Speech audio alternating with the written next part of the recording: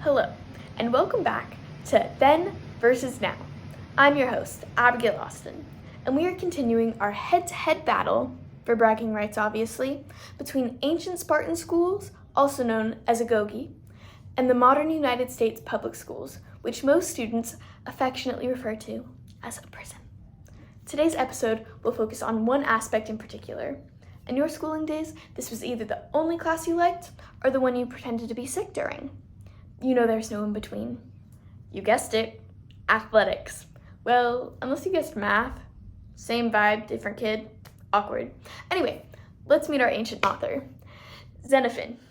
Yep, that's him. Kinda ripped. Why become a philosopher when you look like that? Oh, if you're Spartan.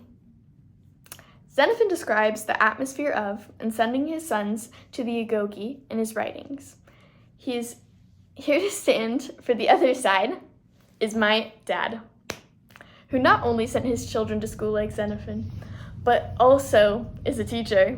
And he is going to help us make the comparison to battle out which school is better, the ancient agoge, or modern public school. Round 1, athletic wear. Xenophon says, and instead of letting them be pampered in the matter of clothing, he introduced the custom of wearing one garment throughout the year, believing that this would better prepare them to face changes of heat and cold. All right, that means no jacket, boys. I don't think students at most schools now have just one outfit. However, this is giving me vivid flashbacks of when my brother refused to wear anything but basketball shorts, even during winter vacation in Arkansas when it was snowing. Care to weigh in, Dad? That would be true. Your brother did wear lots of basketball shorts in winter in Arkansas, and I can only imagine having only one outfit to wear all year long would indeed be very smelly as well as possibly cold.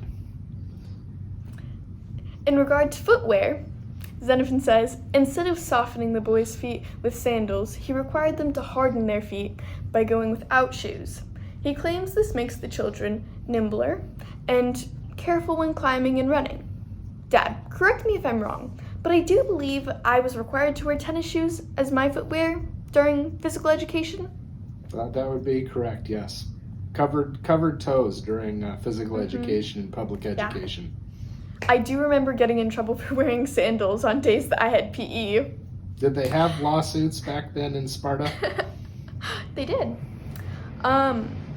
But Dad, can you give me a rundown on what would happen if the students started showing up without different clothes and no shoes, no matter the season? Well, probably we'd be needing to call the school counselor or social worker. Perhaps CPS.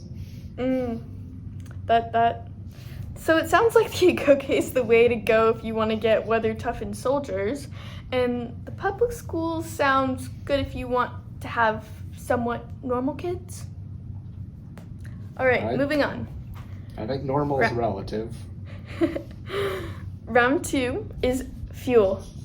Okay, so for some reason, the public schools decided to start including nutrition into physical education classes. Were these teachers certified to teach about this? Probably not. Did anyone care? No, not at all. Now, for our ancient perspective, Xenophon states how the children at the agoge are purposefully underfed just to the point of not starving. This is supposed to help them not become overweight, as well as prepare for a potential battle in the future where they might not have enough to eat. Similar to the way young Spartans are provided food by their school, many United States public schools do the same. However, there tends to be an extra fee for this food, and some kids just bring their own. However, there is a great focus on health in these meals, sometimes to the point where they no longer taste like the food they're supposed to be. What do you think, Dad? I think the school meals in the public school are not very tasty. And I think we can thank Michelle Obama, the former First Lady, for having her plan about how nutritious school meals should not taste good.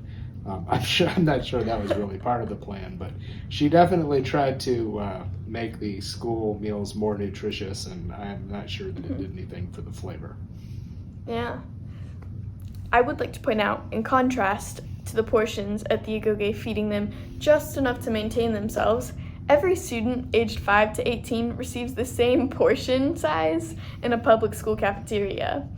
So I'm pretty sure my brother would have disagreed about the differences in how much they get fed by high school. Isn't that right, Dad?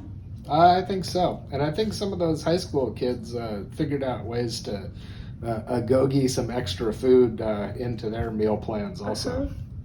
Which brings me to the next point. When the young boys of Sparta were still hungry but wanting more food, they stole it. It was kind of an it's not illegal if you don't get caught mentality.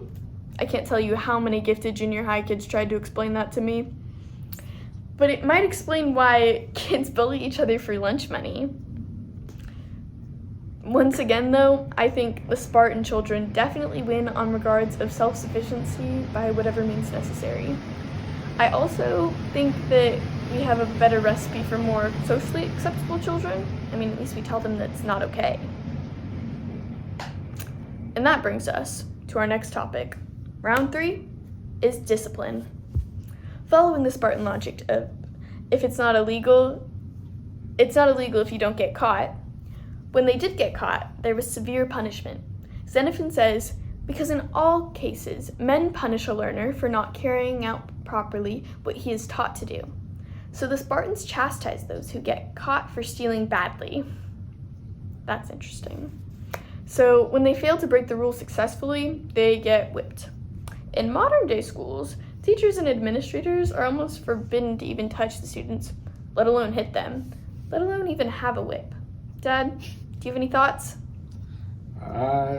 Yeah, there's a lot of difference in school discipline between now and then. Again, we get back to a lot of those agoge styles might result in CPS being called. Yeah. Well, the agoge training hits all the marks for merciless little maniacs. But, isn't that trauma? However, it is. Many people might argue that some of our little rascals need a taste of that.